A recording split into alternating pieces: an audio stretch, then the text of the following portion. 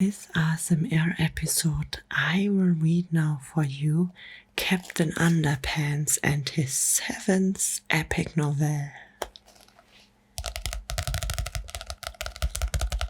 ASMR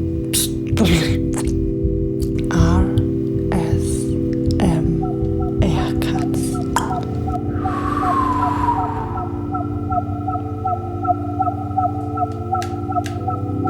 Hello my Captain Underpants fans and welcome to a new ASMR episode here on my YouTube channel. I will read now for you the 7th novel from Dav Pilkey, Captain Underpants. If you not already did, feel free to check out all the other 6 novels I already read from him, because it's good to keep on track. Start with the first and work your way up to the 7th and to the next chapters and to the next books to keep on track with this book. It is more like a comic. It is a mix out of a comic and a book. And I don't know if you already know this, but maybe you'll want to write down your thoughts about the Captain Underpants books in the comments. I would really appreciate when you like to follow me, to subscribe to my YouTube channel, to click on the notification bell, and to like that this channel can grow here on YouTube. It is not my only heart project. I have a lot of different ones. So if you like high quality content, search for me, check out all the videos and also the description under this video to find out more about me and what I am actually doing. If you have headphones, I can recommend you to put them in like I did, because this is an absolutely high quality recording, and when you want to enjoy the satisfaction of ASMR, then put your headphones in, lean back and listen carefully to relax, to let go and enjoy this book with me together.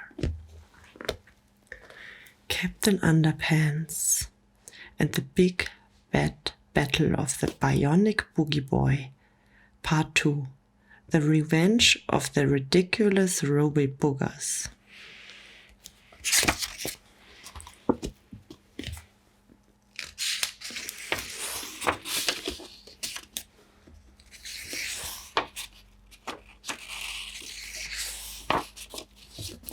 Hey everybody, and welcome to the second half of Captain Underpants and the Big Bad Battle of Bionic Booger Boy. This comic book should give you a pretty good update of the story so far. The sad truth about Captain Underpants. Once upon a time, there were 2 cool kids named George and Harold, but unfortunately, they had a mean principal named Mr. Crab. So one day, they hypnotized him with a 3D hypno ring. Mr. Crab came under control. But they made a terrible mistake. It was funny until he jumped out of the window. Hey, come back here. Mr. Crab really thought he was a real superhero. He got in all kinds of trouble. One time, a harmless got killed by a dandelion, so George stole some superpower juice from a UFO, and he gave it to him. And Mr. Crab got superpowers. Now he can fly. Whenever Mr. Crab hears somebody snap their fingers, he turns into a Captain Underpants. And whenever CU gets water on his head, he turns back into Mr. Crab. So remember, don't snap your finger around Mr. Crab. But that's only the first part of our story.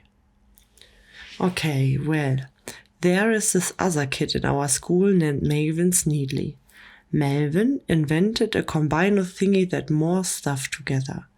First, he combined his pet hamster Zulu with a robot. Next, he tried to combine himself with a robot.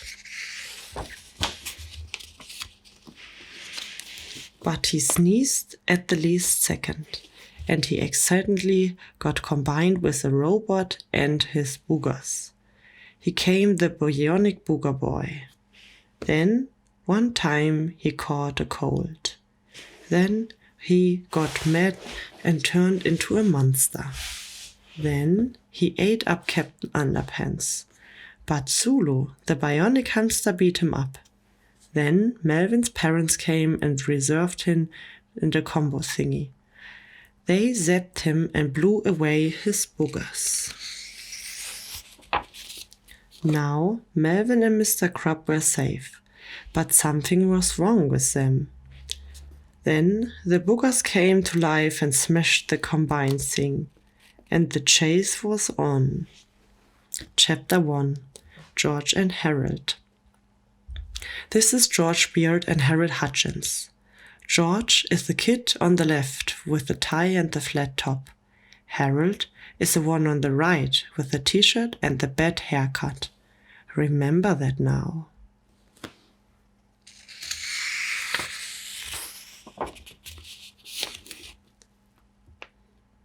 This is Mr. Crab, Melvin's needle, and Zulu, the bionic hamster. Mr. Crab is the one on the left with the underwear and the bald hat. Melvin is the one on the right with the bow tie and the glasses. And Zulu, the bionic hamster, is a hamstery looking on in the middle with the laser eyeballs. The macro-hydraulic jump-atronic legs, the super mini-atom arms, the virtual industrial flexogromonic endoskeleton, and the twin turbo 3000 SP5 Kung Fu titanium lithium alloy processor. Remember that now.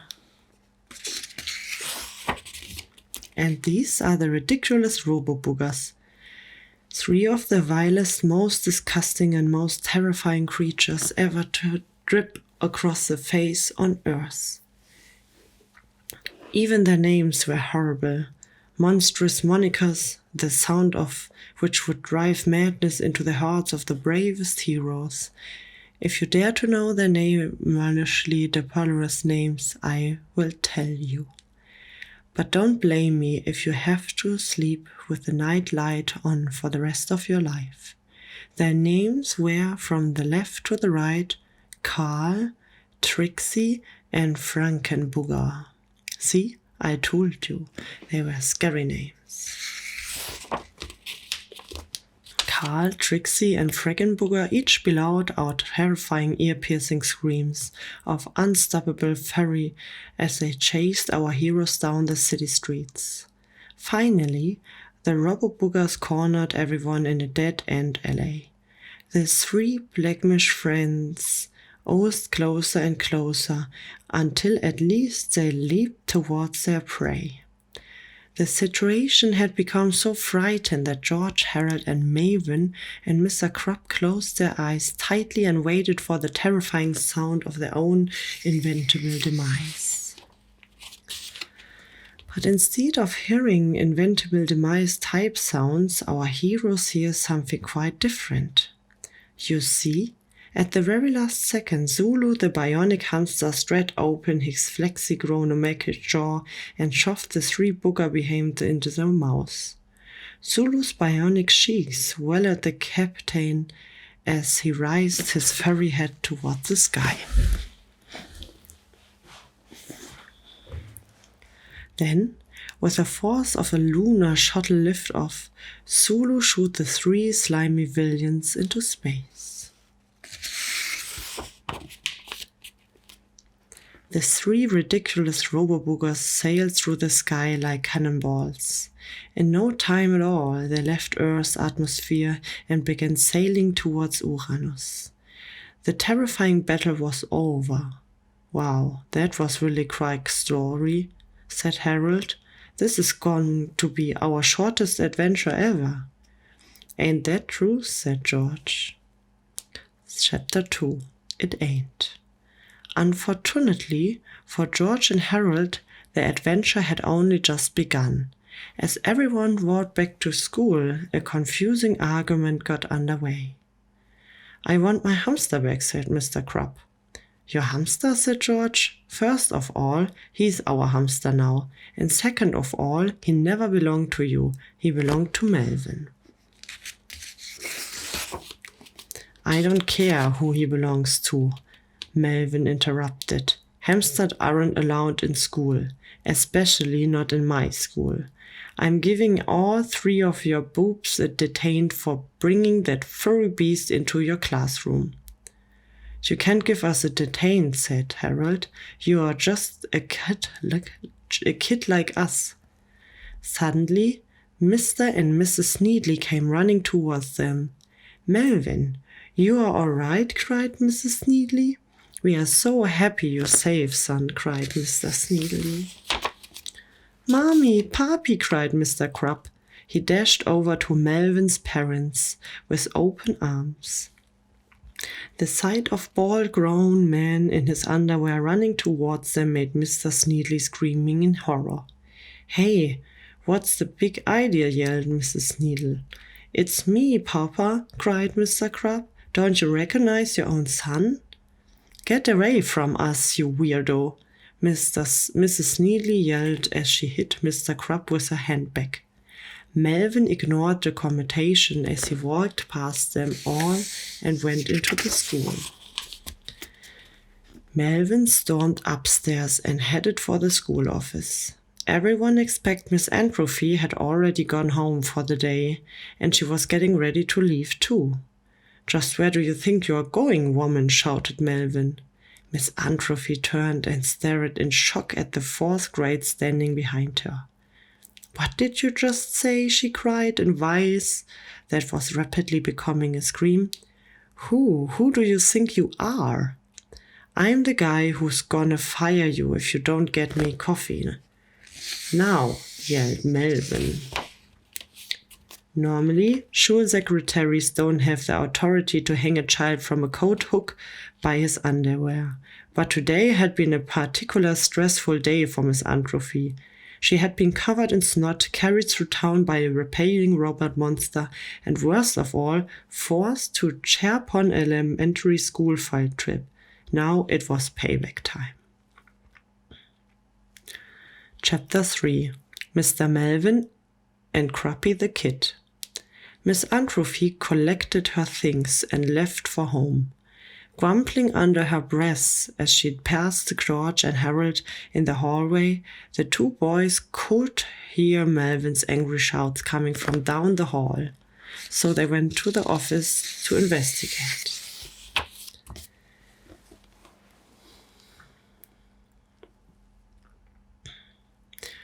While they were getting Melvin off the hook, Mr. Crab ran into the office, sweaty and out of breath. "You guys have got to help me," he cried. "My mom and dad are trying to kill me." "Has the world gone mad?" "Relax, Einstein," said George calmly and put on some clothes. George and Harold had already figured out what was going on, so they tried to explain the situation to Melvin and Mr. Crab. "You see," said Harold, "after you guys got morphed together by the Combinotron 2000, we switched the batteries around and separated you. But for some strange reason, it switched your brains around. Now, Mr. Crab's brain is inside Melvin's body, and Melvin's brain is inside Mr. Crab's body." "That's a bunch of bunk," yelled Melvin.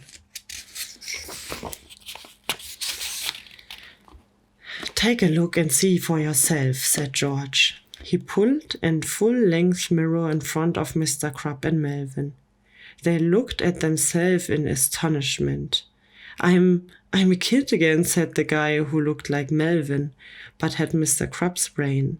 "And I'm old and fat and bald and ugly," cried the guy who looked like Mr. Crab, but had Melvin's brain.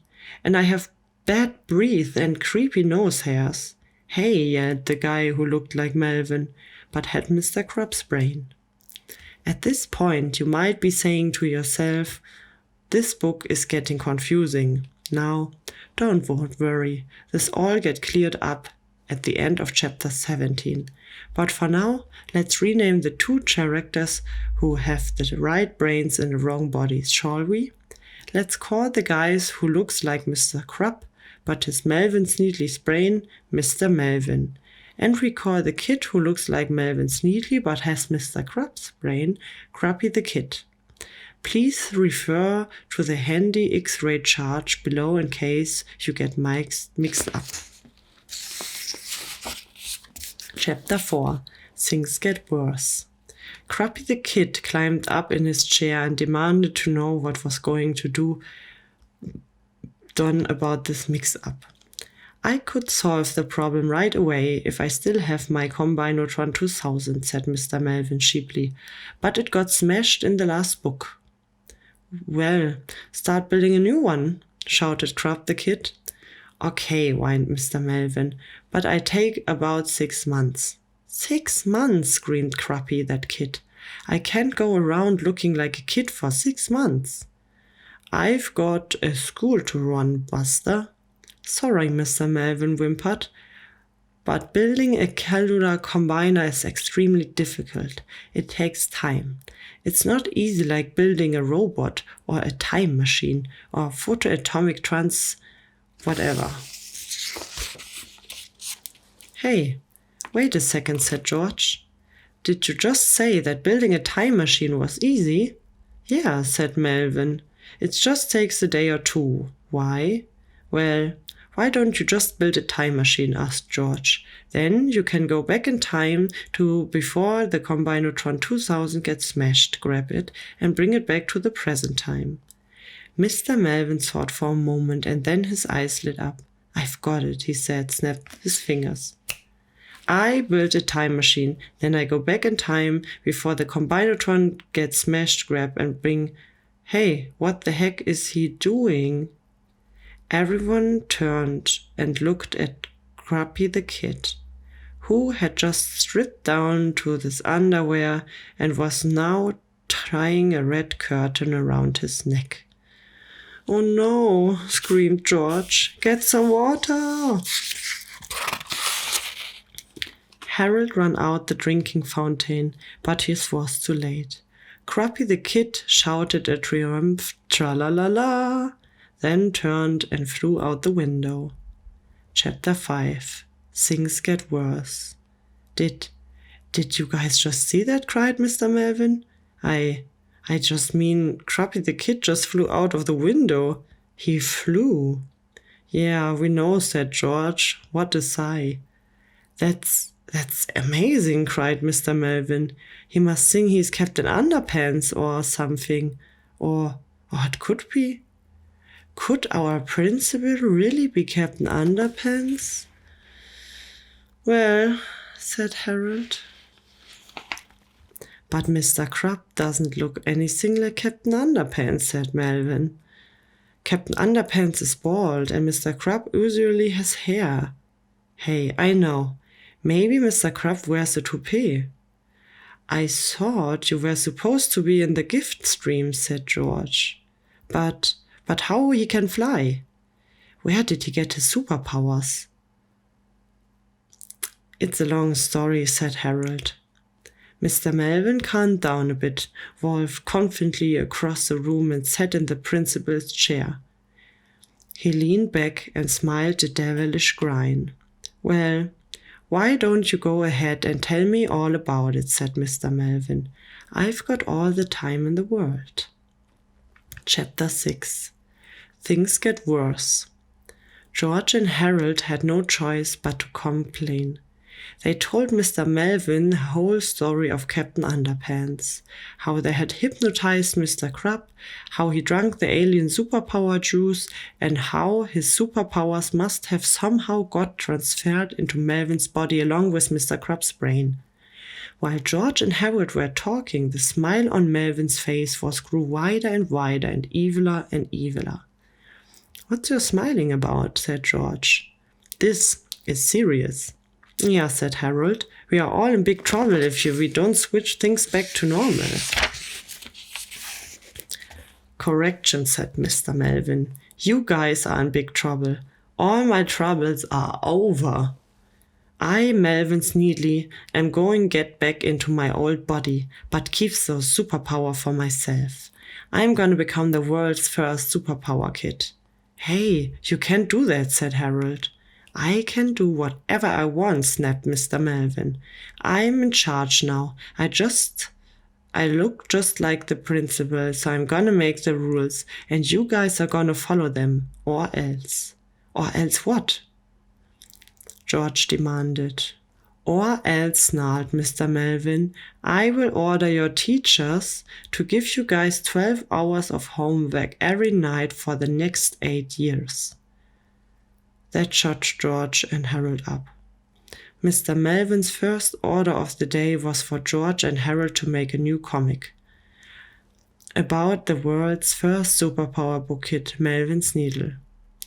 Give me a real cool name, said Mr. Melvin, like Big Melvin or Mystery Melvin. Mystery Melvin, said George and Harold, disbelief. And make up a story where I defeat Captain Underpants and become the world's greatest superhero. And you better not make me look stupid either, Mr. Melvin shouted. But we can't make a comic book right now, cried Harold. We've got to chase after Captain Krupp, the Underpants kid. You can chase after him all you want, said Mr. Melvin. After you make that comic book, now get going. I've got a time machine to build. Chapter 7. The Purple Potty. Mr. Melvin went out and bought all the things he needed to build his time machine. Now he just needed a place to build it. He wanted some place quiet and private, some place empty and secluded, a room that nobody ever used.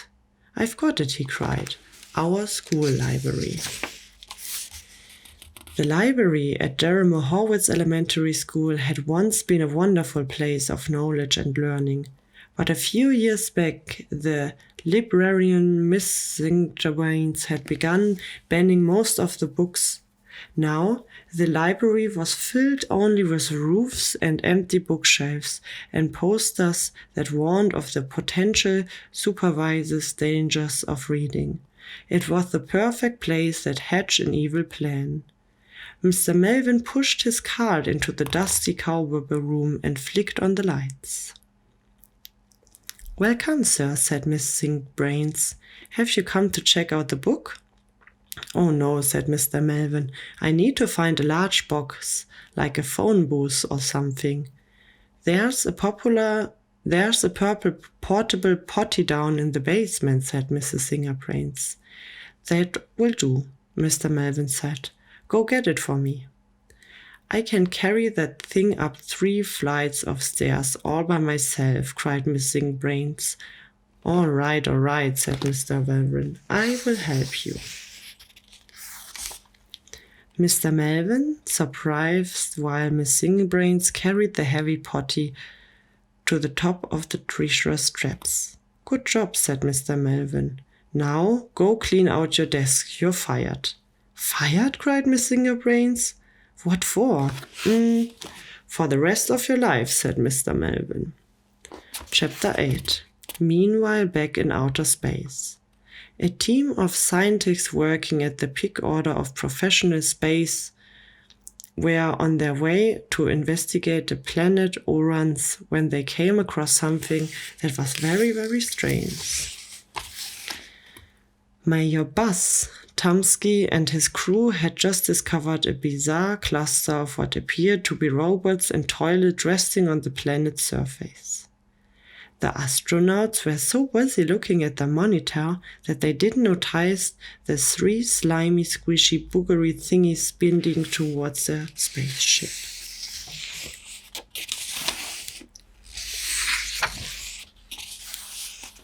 Chapter 9. Ground control to Major Tomsky. Suddenly, a very concerned voice came across the pussy space phone. What's going up there, Bob? Asked ground control. We are okay, said Major Tomsky as he unzipped the cockpit's window screen for a better look. But it appears our ship has just been splattered by 3 unidentified squishy objects. "That does it," said Ground Control. "This mission is just getting too strange. I want you guys to turn that ship around and come on back home." "Will do," said Major Tomsky. He pushed in the clutch, shifted the ship into reverse, and in one time at all, the Poopsie shuttle was headed back to Earth, with 3 giant giggling stowaways hanging on for the long ride home. Chapter 10. Mean Mr. Melvin. The next day, Mr. Melvin was putting the finishing touches on his time machine when he heard cries and laughter out in the hallway. He opened the library door and saw a group of 3rd graders happily reading George and Harry's newest comic book. Mr. Melvin stomped down the hall, grabbed the comic book out of their hands and gasped in horror. "What the?" he screamed as he glared at the comic book cover. Chapter 11. Captain Underpants and the War of the Wily Wonder Nerd. Once upon a time, there was a nuclear power plant. It had a lot of water. The waste was supposed to be taken to a dump, but one barrel fell over. The barrel rolled down a hill and landed in a cotton field. Soon the cotton soaked up the nuclear waste and began to grow. Then, one time, the cotton got harvested, and they took it to the underwear factory. The cotton came into the underwear. Soon, "Look, Melvin, there's a sail and glow-in-the-dark underwear. Do you want some, Mommy do?" Soon Melvin had his very own pair. "Now you're the coolest kid ever." But that night, the radioactive underwear made him grow and grow and grow. The next morning Melvin woke up, so he walked to the school. "Sir, a giant nurse is attacking the city." Soon the army and stuff arrived. Then there was a big war. Wonder Nerd picked up a tank and threw it. Meanwhile, at a nearby school, crash. "Help, Wonder Nerd, just a tank squished us on." The gym teacher. "Thank goodness," I shouted. "It was somebody important." "This looks like a job for Captain Underpants." "Hey, Wonder Nerd, quit it. I'm not a nerd, I'm cool. My mommy said so." Captain Underpants flew around and saw a tag on Wonder Nerd's undies. I got you.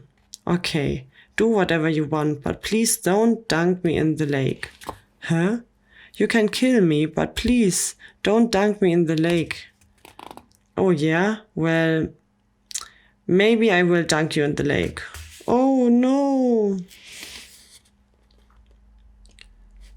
"Haha, get ready." "Oh no!" "Hey, what the?"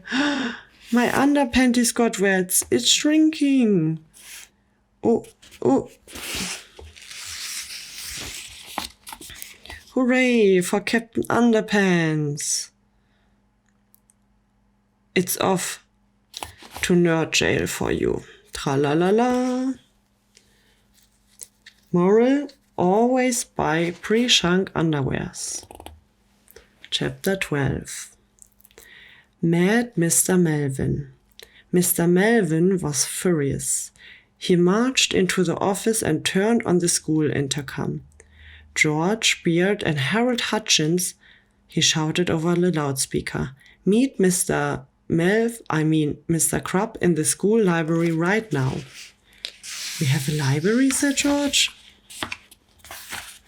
After about 20 minutes of searching, George and Harold finally came across a room they had never seen before.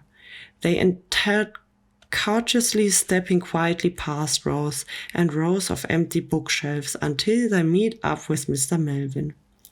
"I told you guys to give me a cool name and not to make me look stupid," Mr. Melvin screamed, clutching their comic book in his sweat hands. Oops, said George. I thought you said to give a stupid name and not to make you look cool. Yeah, said Harold. It was an honest misunderstanding. Mr. Melvin threw the comic book to the ground, then led George and Harold over the purple potty. Remember when I had that great idea to build a time machine? Asked Mr. Melvin. Actually, said George, that was my. Well, here it is, Mr. Melvin interrupted. And you two smart pants are going to test it for me. Huh? Said Harold. I'm sending you kids back in time, to the day before yesterday, Mr. Melvin said. And you better not return until you got my Combinotron 2000. Cool, said George. I always wanted to travel through time.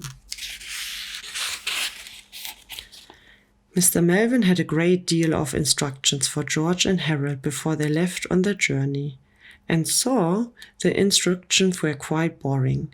It would have benefited the boys if they had paid attention instead of switching the letters around a nearby bulletin board. Mr. Melvin spoke at length about the workings of the time machine and the proper etiquette of time travel. You must be very careful that nobody sees you on your journey, Mr. Melvin said. If they do, just zap them with the name invention, the Forgetmacality 2000. This will erase everything in their short-term memory, and they won't remember even ever seeing you. Mr. Melvin had also built a fake Combinotron 2000 to switch with the real one. Finally, Mr. Melvin gave George and Harold a very important warning. Whatever you do, it is very important that you don't use this time machine 2 days in a row. It needs to cool off every other day, or else it might open up an opposite dimensional reality rift that could destroy the entire planet.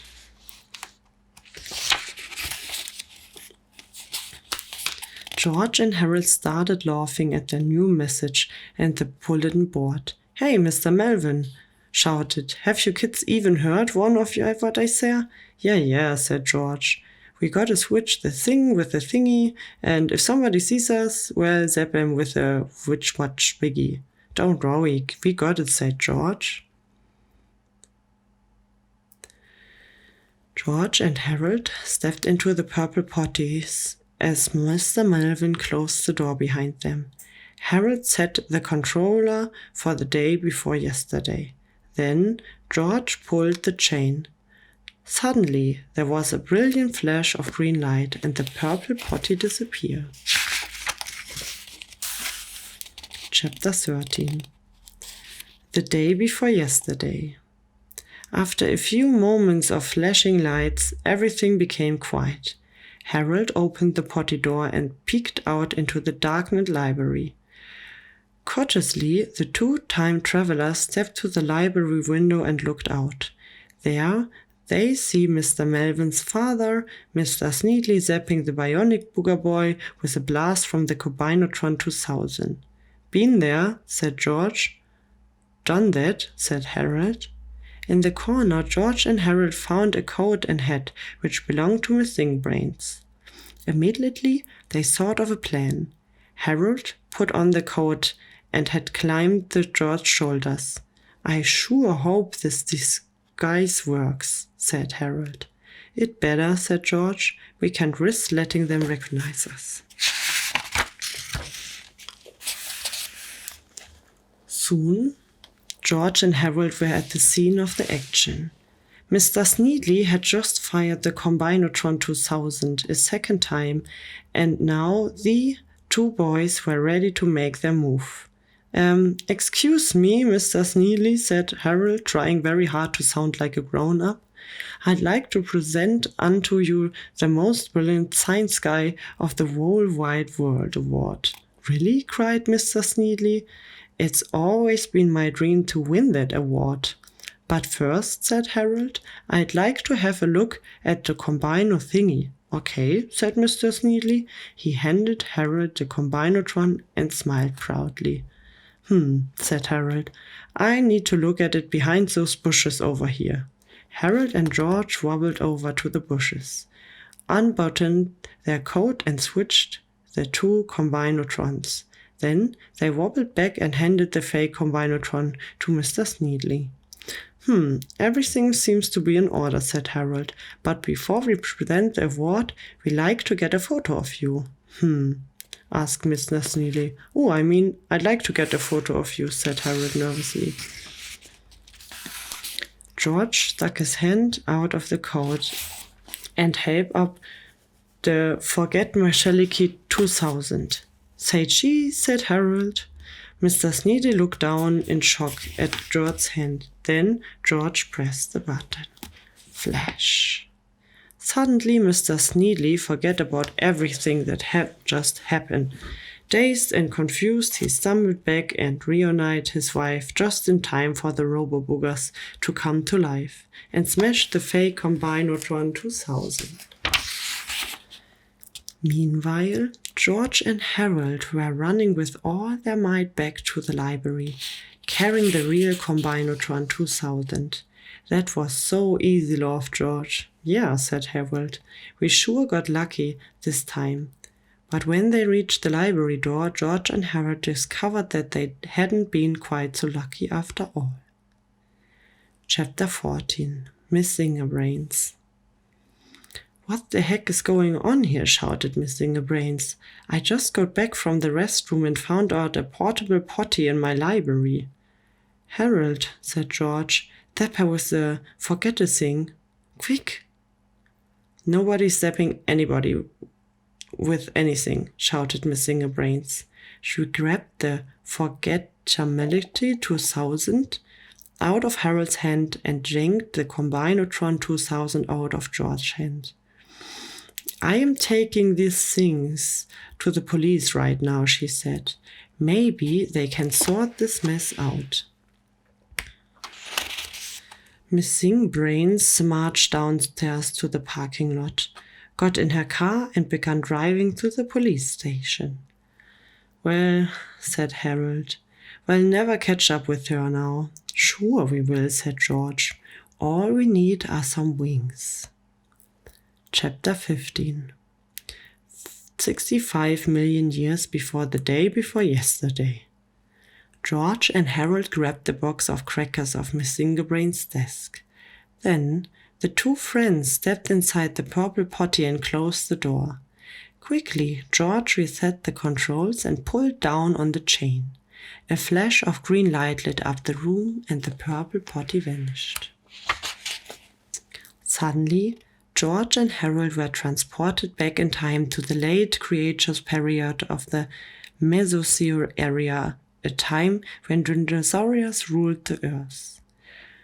Cautiously, George and Harold peeked out of the purple potty, which was now nestled previously in the branches of a tall tree. Here, Chicky, called George. Paulie want a cracker? Called Harold as he tossed a handful of crackers into the air. Suddenly, the two boys were swarmed by hungry predators. Before long, a friendly-looking predator swooped down and grabbed some crackers from Harold's hand. Oh, look, said Harold, he likes me. Great, said George. Let's get him into the time machine and get out of here. Carefully, Harold took the predator in his arms and carried him into the purple potty. Then the boys closed the door behind them, reset the controls, and pulled down on the chain. Suddenly, George and Harold and their new reptilian Paul were transported forward in time to the day before yesterday. The door of the time machine swung open, and the three friends sailed out of the purple potty through the library window and up over the town. George looked down on the city streets until finally he looked at Miss Singerbrain's car. There she is, George cried. I sure love our new predator, said Harold. I'm gonna name him Crackers. Don't give him a name, said George. We are not keeping him. We are just borrowing him. George, Harold, and Crackers swapped down and landed on Miss Singerbrain's car, which was parked at a traffic light. Miss Singerbrain screamed in horror. "Wait," cried George. "There's no reason to be afraid. You're just dreaming." "I'm dreaming?" asked Miss Singerbrains. "Sure, think about it," said Harold. "Purple potties appearing out of nowhere, kids running around with laser zappers, predators landing on your car. This stuff only happens in dreams." "Gosh, you're right," said Miss Singerbrains. "But it all seems so real." "Well, trust us," said George. "In a few minutes you won't remember any of it." Before long, George, Harold, and Miss Singerbrains were all gliding back to school with their good Paul Crackers, the Combinatotron 2000 and the Forgotomatic 2000 were safe once again. Soon, they arrived back at the library. "I keep an eye on you, Miss Singerbrains," said George. "You take that predator back where we found him." "Ah, can't we keep him?" asked Harold. "No," said George. "He belongs in his own time. Now take him back." "Oh man," said Harold. Sadly, Harold carried Crackers into the purple potty and closed the door. After a few seconds, the time machine disappeared in a flash of green light. A half hour later, another flash of green light filled the room and the purple potty was back. "What took you so long?" asked George. Nothing," said Harold. "Did you have any trouble checking Crackers back to his home?" said George. Not really," said Harold. "You did take him back to his home, didn't you?" "Sure," said Harold. Thought he didn't sound very sure. Quickly, George zapped Miss Singerbrains with the Forgettable 2000 and jumped into the purple potty. Then, with a quick flash of green light, they were gone. Chapter 16. Back to the present. Mr. Melvin was very happy to see his purple potty return to him, and even happier to see his beloved Combinatron 2000. "Now, all I need," he said, with a sneer, "is to find Captain Underpants." Fortunately, Captain Underpants, who you probably remember, looked just like Melvin's Needly, wasn't too far away. Unfortunately, he had spent the last 2 days getting himself into trouble. First, he started off by annoying some old ladies. Captain Underpants had been helping them across the street when he heard a little girl crying for a kitten, which was stuck in a tree. Captain Underpants rescued the kitten but forgot about the old ladies. "Hey," shouted one of the old ladies, "that flying kid just let us up here in the trees." "I'm gonna get that kid if it's the last thing I do," said the other old lady. Next, Captain Underpants was hovering above the football field when he encouraged a unitive flying object. It was made out of brown leather and had with white stitching on the side. Said Captain Underpants. "This could be a dangerous UFO." He grabbed it and flew down to the football field, where oddly the school football team was having a big game. "I don't want anybody to panic," Captain Underpants shouted, "but I just captured this UFO. I'm going to take it to the moon, where it can be safely destroyed." Suddenly, the players from the visiting team tackled Captain Underpants, which cost them home team 50 meters and the game. "That kid just made us lose our biggest game of the year," shouted Mr. Mina. "I'm gonna get that kid if it's the last thing I do," snarled the quarterback. Finally, Captain Underpants got on the bad side of some skateboarders in the park. He had politely pointed out the no skateboard sign, but the skateboarders refused to go away. So Captain Underpants had no choice but to snap their skateboards in half with his kung fu kicking action. Then it was spankings for everyone. "Dude," cried one of the skateboarders, "that little dude just duded our dude boards." "Dude," said another skateboarder, "I'm going gonna do that dude if it's the last dude I do'd. Chapter 17. The Big Switcheroony. Mr. Malvin ordered George and Harold to stick their heads out of the window and call for Captain Underpants. Soon, the waistband warrior appeared. Mr. Melvin welcomed the capped hero inside and asked him to pose for a photo. "Why, I would be like to delighted," said Captain Underpants. "Great," said Mr. Melvin, "but these clothes one and stand over here." At first, Captain Underpants was reluctant to put on clothes, but he finally agreed. Mr. Melvin, who had worked all afternoon reconfiguring the Combinatron 2000, pressed the start button, then ran and stood beside Captain Underpants. Suddenly, 2 glowing lasers began encoding the DNA of the 2 subjects it was about to combine. Then, a burst of brilliant grey light shot off the Combinatron 2000 and formed a ball of energy between Captain Underpants and Mr. Melvin. They both slid together into the grey light and formed a giant glob of fleshy goo.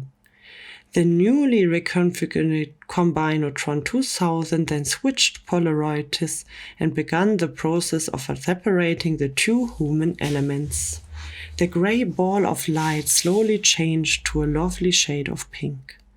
Suddenly, there was a blinding flash of the light, a quick puff of smoke, and it was all over.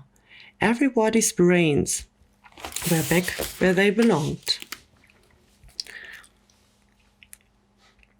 "Wow, that sure is weird camera," said Captain Underpants, who now looked exactly like Captain Underpants. "Can I take these clothes off now? They are bad for my image." "Go right ahead," said Melvin Sneedly, who now looked exactly like Melvin Sneedly. Finally, it looks as if everything was back to normal, but as well as we all know, looks can be deceiving. Chapter 18. The Return of the Ridiculous Robo-Boogers. Just then, the Poopsie space shuttle landed at Bukit International Airport. It wasn't the smoothest of landing due to the fact that 3 robot boogers had just eaten most of the shuttle's tail fan and nearly all of its rocket thrusters. Mayor Tumsky and his crew had barely escaped with their lives. Inside the school library, Captain Underpants heard the astronauts' panicked cries coming from the airport. "This looks like a job for me," he shouted, and with a mighty tra-la-la-la, he leaped out of the window and fell 3 stories off the ground. George and Harold screamed and ran downstairs. "Captain Underpants," cried George, "are you okay? Speak to us." Captain Underpants slowly lifted his head in confusion. "Mommy," he said weakly, "my train went swimming in the piano." Meanwhile, over the Big International Airport, Carl, Trixie, and Frank Booger had just finished eating the space shuttle and were now starting to munch the controller tower. But the 3 globy blotted bigger and bigger with every enormous bite. "Come on, Captain Underpants," cried George. "You've got to save these people." "But I forgot how to fly," Captain Underpants said cheaply. "You didn't forget," laughed Melvin Sneedly, who was now floating over their heads. "You've just lost your superpowers. But don't worry, they've been safely transferred into my body. Now I am the world's greatest superhero." Melvin cried, "George, those robo-boogers come back to Earth. They're attacking people at the airport. You gotta help those people." "I am not doing a thing until you guys change that comic book," Melvin said. "And you better make me look like this cool time." "But there's no time," cried Harold. "Those people need your help now." "Well, you better start drawing then," said Melvin. Chapter 19. Never underestimate the power of the underwear. George and Harold begged Melvin to use his superpowers to save the day, but Melvin continued to refuse. Finally, Captain Underpants stepped in. "You may have taken away my superpowers," the waistband warrior said, "but I still have the power of underwear on my side, and nobody can take it away from me."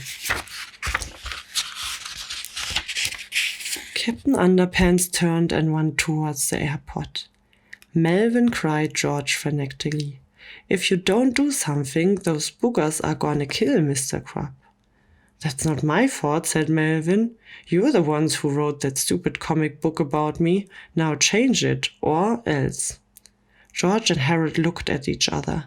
Their choice was simple: either fight with Captain Underpants and probably die, or give in to the dark side and life. The two boys turned and ran to the airport. Booger Brunch. Chapter 20.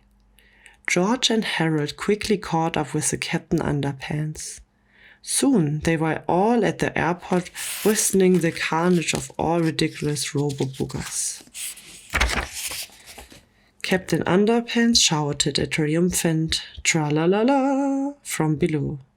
Suddenly, the three robo-boogers turned towards the family-sounding voice. Quickly, the laser-guided eyeball zoomed in on three of the heroes who had made their lives so miserable back in Chapter 1. Immediately, the robo-boogers leaped at George, Harold, and Captain Underpants, and the chase was on again.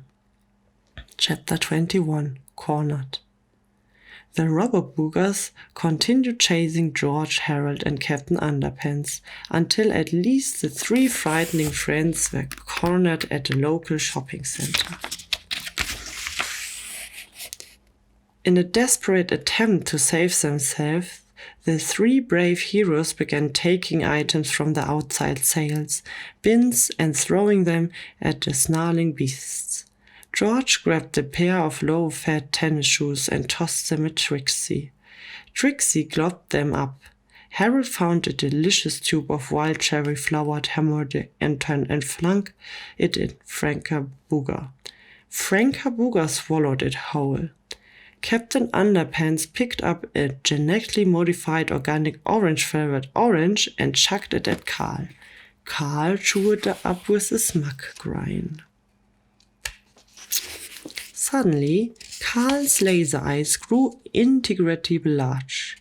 The haughty smile on his face turned into a panicked gasp as the wet, gushy snot that covered his body began to dry up and crumble. Huge, crispy boggles shot off his smoldering robotic like green popcorn. "What's going on?" cried Harold.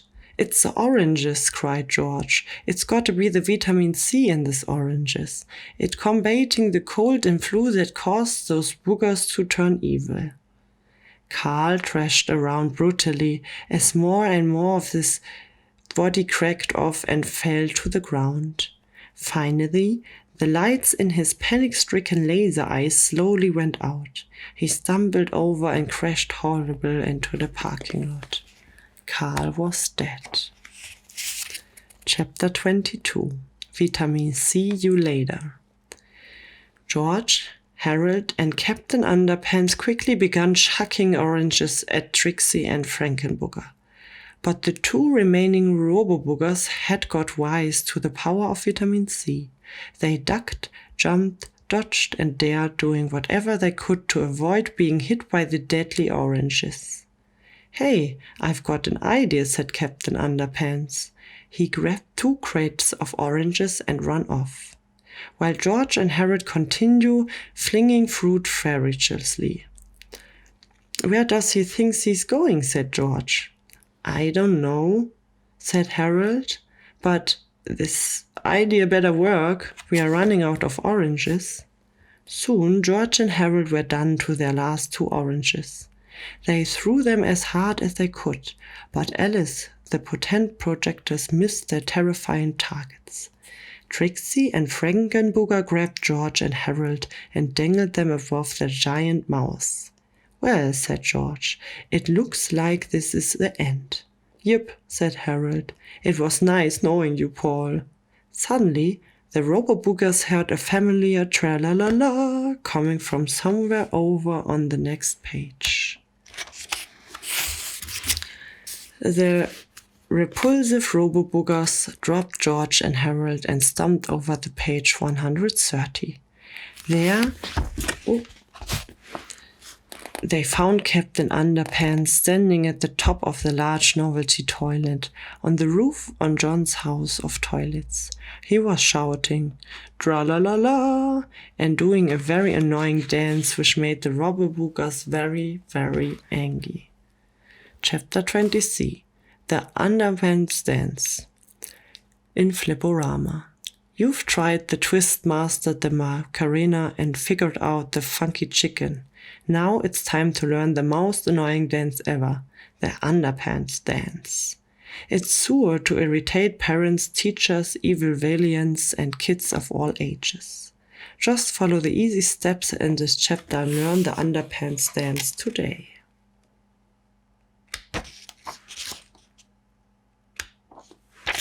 Step 1. The Witchy Veggie.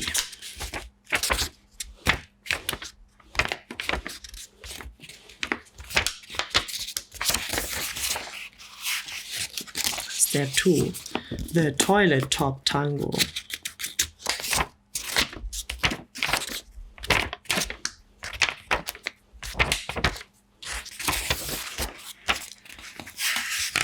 Step 3.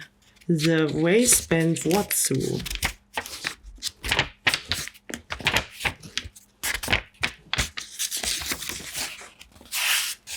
Step 4. The Big Butt Boogie.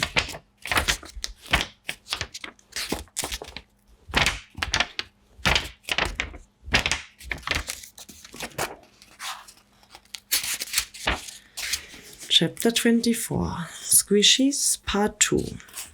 Trixie and Frankenbooger had seen enough. They couldn't stand to watch Captain Underpants doing that stupid dance 1 second longer. So they pushed down on the seat of the large novelty toilet to hoist themselves up on the roof. Unfortunately, for Trixie and Frankenbooger, they had been so irritated by the Underpants dance that they hadn't noticed the 2 craters of oranges placed carefully under the giant toilet seat. When they pressed down, the pressure of the toilet seat crushed the orange craters, spraying delicious vitamin orange juice all over the big bad boogie buddhas. George, Harold, and Captain Underpants watched as their monstrous achieve began decomposing before their very eyes. "What happened to them?" asked Harold. "I gave them a squishy," said Captain Underpants. "It's the lightest fate." The Robo-Boogers jerked around wildly as the quickly drying snot crumbled off their smoking robot. Then, after a few minutes of spinning and screaming, they slowly tumbled to the ground in 2 metallic heaps. Trixie and Frankenbooger were dead. Chapter 25. Big Melvin. Soon, Ingrid Ashley from Channel 4 arrived at the scene. "How did you manage to destroy the Robo-Boogers?" she asked. "I answer that," said Melvin neatly, as he swapped in front of the cameras. He was wrapped in some old drape that he had tied around his neck at the least minute and looked quite silly. "I, Big Melvin, fought those monsters with my mighty superpowers.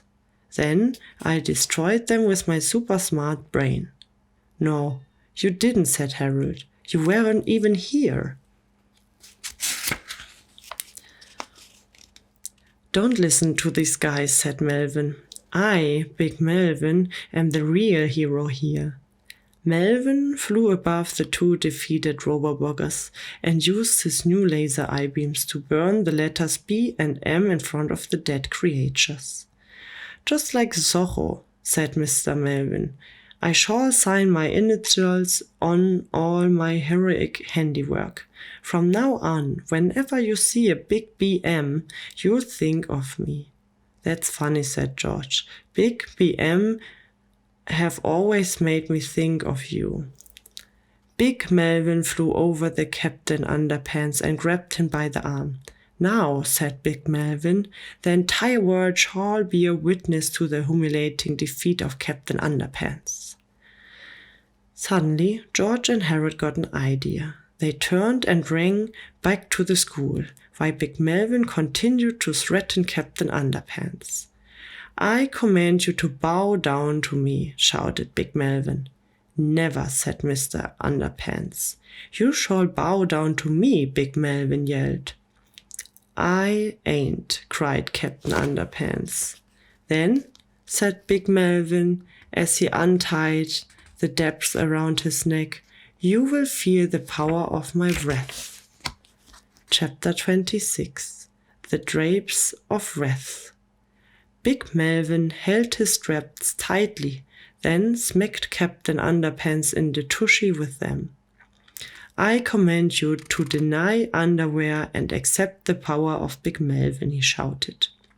"No way, Pedro," cried Captain Underpants. Big Melvin smacked Captain Underpants again. "Bow down to me," he commanded, "and I shall spare your life."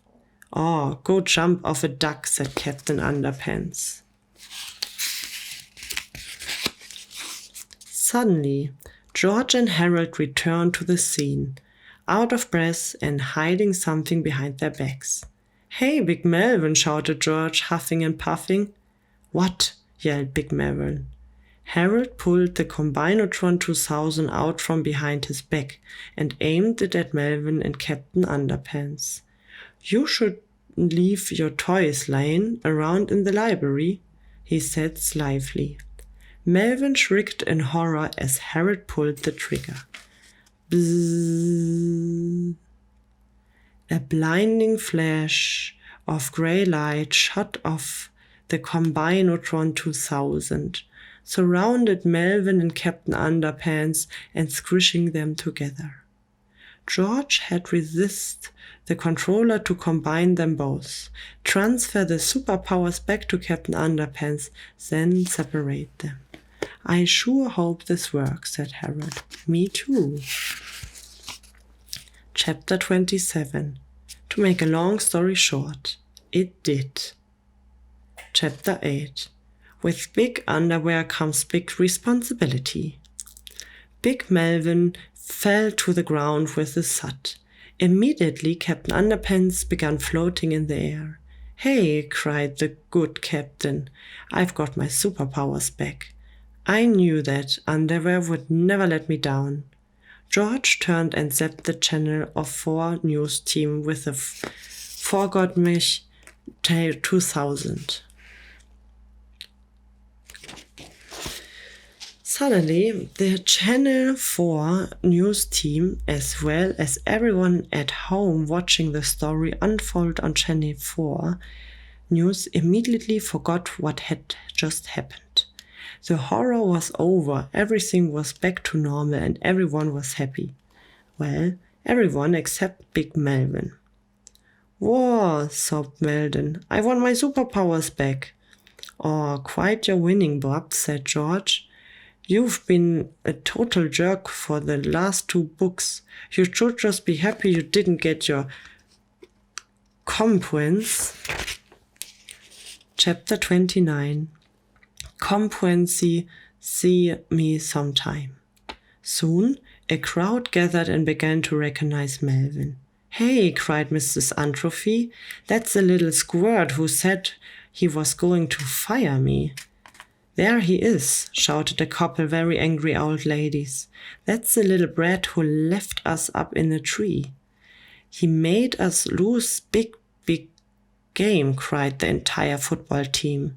"Dudes," yelled one of the skateboarders, "that's the little dude who duded our dudeboards a few dudes ago." "Hey," laughed Melvin nervously, "maybe I just go home now." "Get him," shouted the old lady. "Ah, "Ah!" screamed Melvin as he ran away, followed closely by a large group of very angry people. Chapter 30. Harold's Surprise. As Melvin and his angry mob ran off into the sunset, George and Harold had just one last thing to deal with. A quick squirt of water to Captain Underpants' face was all it took to bring him back to the crappy old self. "Well, that takes care of that," said George, and the two boys walked back to their treehouse. As George climbed up the ladder to the treehouse, Harold became quite fidgety. Said Harold nervously. "There's something I should probably tell you, George." But when George reached the top of the ladder and looked inside the treehouse, no explanation was necessary. "Hey," said George, "I thought you told me you took the crackers back to his home." "I did," said Harold. "Back to his new home." Harold said George sternly, "We can't keep a predator. Do you know how many crackers they need to eat every day? We could never afford it." "I know," said Harold sadly, "but look how cute he is, and he's made friends with Zulu too. Can't we keep him for just one night?" "Well, all right," said George, "but we're taking him back home tomorrow." Chapter 31. Tomorrow. The next day, George, Harold, and Zulu returned to school with crackers tucked snugly into Harold's book bag. Together, the four friends sneaked back upstairs to the library, where the purple potty stood before them in all its forbidden glory. "Come on," said George. "Let's give his baby another spin." "I don't know," said Harold. "Maybe we should give it a day to cool off." "Nah, I'm sure it can be used 2 days in a row," said George. "What could go possibly wrong?" "But didn't Melvin warn us not to use this machine 2 days in a row?" asked Harold. "Yeah," said George, back in chapter 12, starting with the first word in the third line of the second paragraph on page 77. "What exactly did he say?" asked Harold. "Beats me," said George. "I'm not very good at remembering deals." "Well, I don't know about this," said Harold. "What if your journey brings about the end of the world as we know it?" "That's ridiculous," said George. "It all sounds like a setup for the sequel to Reclaim children's book." The four friends stepped inside the purple potty and closed the door behind them. George set the controller to return them to creator's preview of the error and then pulled the chain. Suddenly, an orange light began flashing wildly. "Hey, I don't remember seeing an orange light before," said Harold. Then the purple potty began to shake and to rock violently. "I don't remember this thing shake and rocking before either," said George. "Something is wrong. Something is terribly wrong." Suddenly, the entire room lit up with an explosive burst of lightning, and the purple potty began to disappear in a whirlwind of electric air. The only thing that could be heard above the chaotic clatter was the sound of two terrified voices screaming in an unknown. "Oh no," screamed one of the voices. "Here we go again." Oh, you see, to read a book big like this is very, very, very challenging, because I also get like very, very relaxed from ASMR, and to stay focused for such a long time is very, very intense.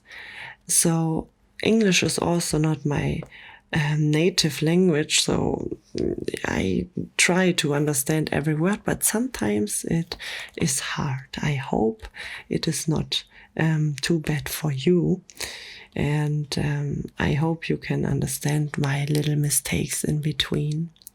This was Captain Underpants, the 7th epic novel by Dav Pilkey.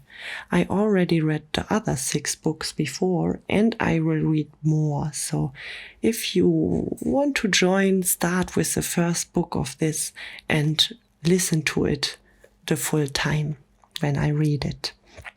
I also have a lot of other books in my playlist. you can also find and can relax to who are a bit shorter and not just in comic style. I also can recommend you to click yourself through my full playlist because I have a lot more stuff to offer. With you, I go to the adventure of sound. I have some personal videos and some food videos in mukbang style. And yeah, all what your ASMR heart desires, I try to keep track and keep focusing.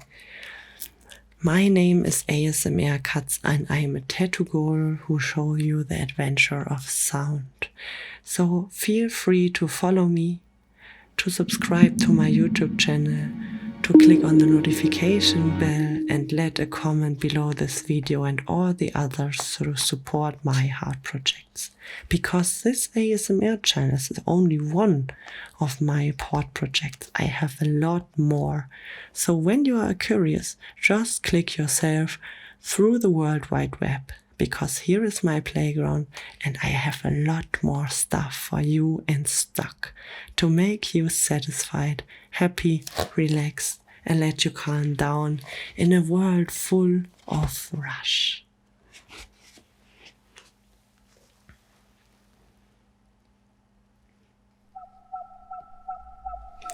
Enjoy your day, your night, your morning, wherever you are right now, and have a pleasant time.